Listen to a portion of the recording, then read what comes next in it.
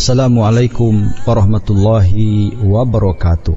Innal hamdalillah nahmaduhu wa nasta'inuhu wa nastaghfiruh wa na'udzu billahi min syururi anfusina wa min sayyiati a'malina may yahdihillahu fala mudhillalah wa may yudlilhu fala hadiyalah. Harta kekayaan merupakan nikmat Allah Subhanahu wa taala yang harus kita syukuri. Kaya di dunia bukan merupakan satu hal yang tercela tentunya. Namun yang menimbulkan celah yaitu perilaku orang yang memiliki harta tetapi rakus dan tamak terhadap harta yang dimilikinya.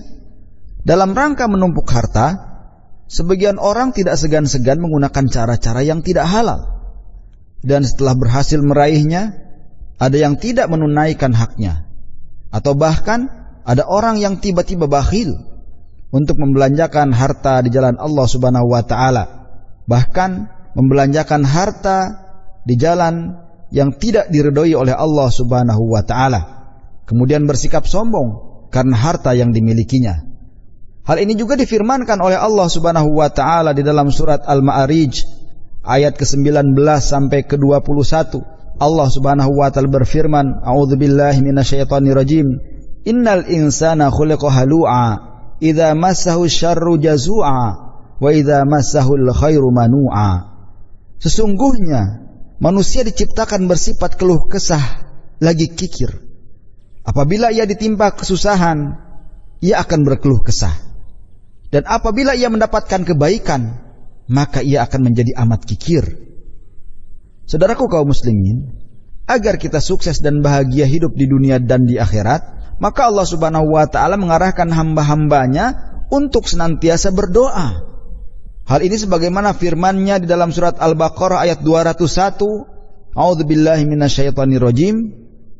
Wa minhum may yaqulu rabbana atina fid dunya hasanah wa fil akhirati hasanah wa qina adzabannar." Wahai Rabb kami, karuniakanlah kepada kami kebaikan di dunia dan di akhirat, dan jagalah kami dari siksa api neraka.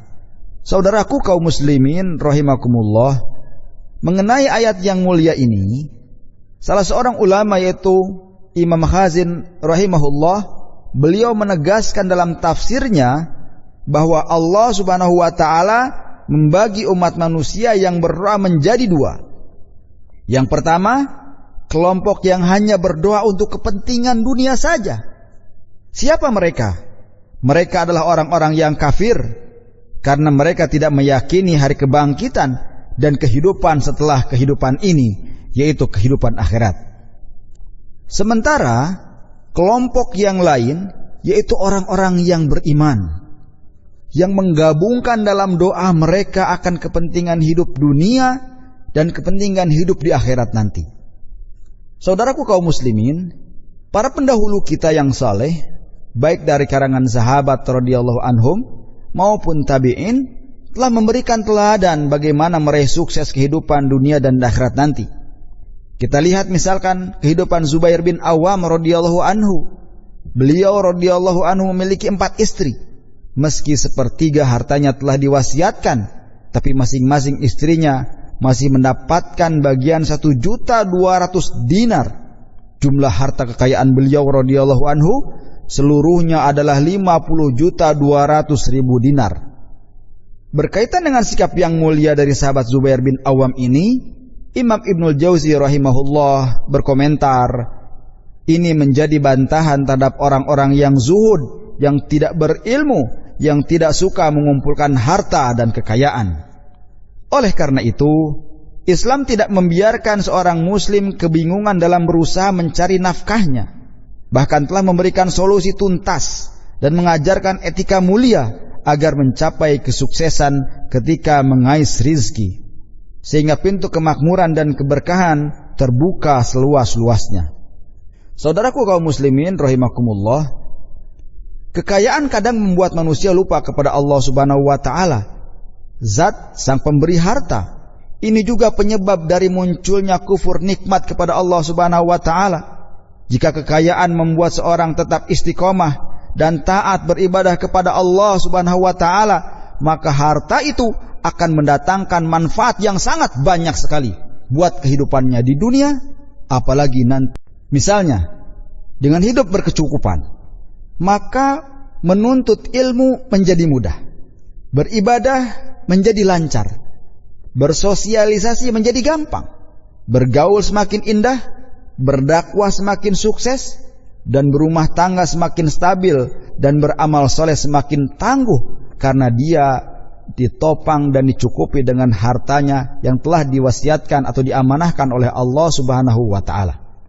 Oleh karena itu, saudaraku kaum muslimin rahimakumullah, jika harta di tangan orang-orang yang rakus akan dunia, maka harta tersebut akan berubah menjadi monster perusak kehidupan dan tatanan sosial serta penghancur kebahagiaan keluarga.